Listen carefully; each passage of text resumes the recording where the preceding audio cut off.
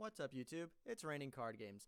So this is a follow-up to my previous Nekroz deck profile video, which I posted recently on the channel, and I took that deck to locals just to see how it would go. You know, test the new meta, see what's going on in the format, how Nekroz shapes up to the other decks, and overall, it performed okay.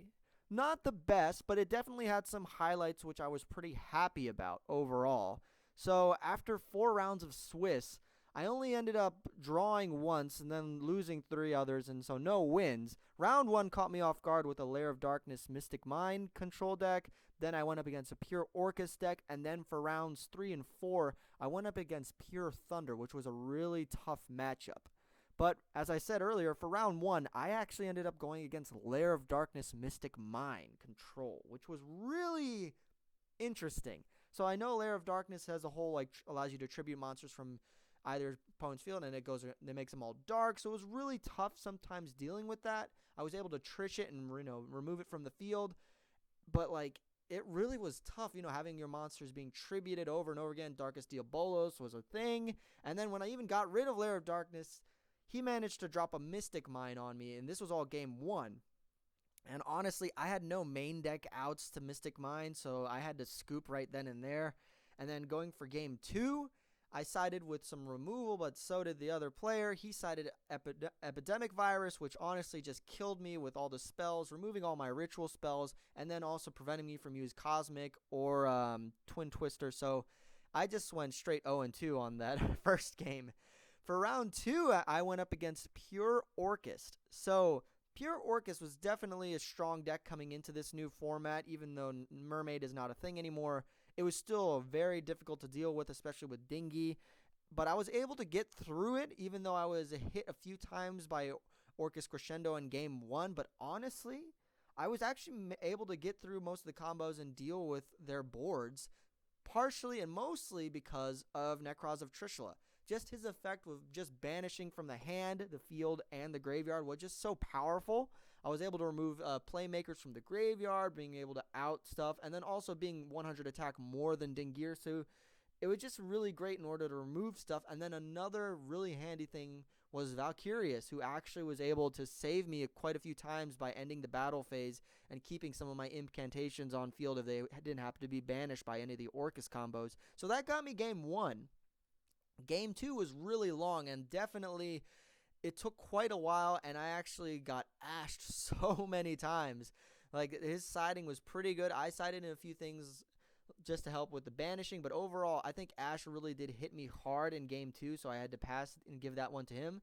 But it took quite a while, actually. It took quite a few. I think that game 2 took almost around 20 minutes or so just to get through before he eventually just had game on the board. But then by that time, there was only a minute left. So by the time we shuffled and sided and everything and started game 3, it was over and a draw. And so for games 3 and 4, we went up against Thunder Dragon. This was a deck that I was worried about going into this rounds of Swiss at locals. And yeah, I was definitely not surprised. Colossus is a beast of a monster, and it really, really hammered us. Just not being able to search, especially with 2 Colossus on board in my first matchup. And game 1, I had 2 Colossus to deal with. I was able to negate the effects of one, but then the other one was still troublesome to deal with. Eventually, it was just so oppressive that I was like, you know what? Let's go straight to game 2. Sided in stuff. I sided in my Lancias and everything, and my Ghost Spells, and Super Poly with Super Poly targets, but I bricked horribly with 2 Trishes and 2 ritual spells and no incantations in the hand, so I just had to scoop and give that to that match to that Thunder Dragon player. Then my 4th matchup was against another Thunder Dragon. I was prepared because they were sitting next to me, so I made sure I had my Lancias, which did come in handy, but eventually he was able to play through the Lancia and for the next turn, and then also I didn't even see any of my ghost spells, so it was really difficult game 1 in round 4 to get off. But eventually, for my next game, I actually sided in There Can Be Only One, which was amazing. But he also he had a Twin Twisters, which removed that, and then I was just reliant on Unicorn to just help me in some way to avoid that Colossus and Titan, but ultimately, just because Unicor's attack isn't as high as those two monsters, I wasn't able to make it through. So then also I went 0-2 in round 4 as well. So overall, I mean, I'm okay. I think I'm pretty happy with how it is. I may tweak a few things. I might even consider adding Zaborg into the main deck just to help remove troublesome extra deck monsters, because honestly, I'm worried about Colossus and Titan. Orkest, I'm not so bad, and then also Mystic Mine is a thing, but overall, I think I'm pretty happy with where the deck is right now. I'll make a few tweaks, and we'll see how it does.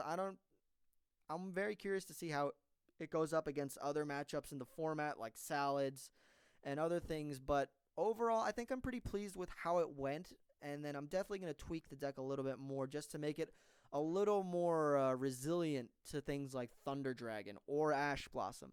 But anyway, I'm going to go ahead and hand it over to the pack opening section of the video just to open up the OTS pack that we won at the end of the tournament. Alright, so let's get right into the OTS pack. It's OTS 10, and it's just a single pack from the entry of the tournament, so let's go ahead and see what we pulled. So, alright, so we have a Super Quantal Mech Beast Magna Liger, common.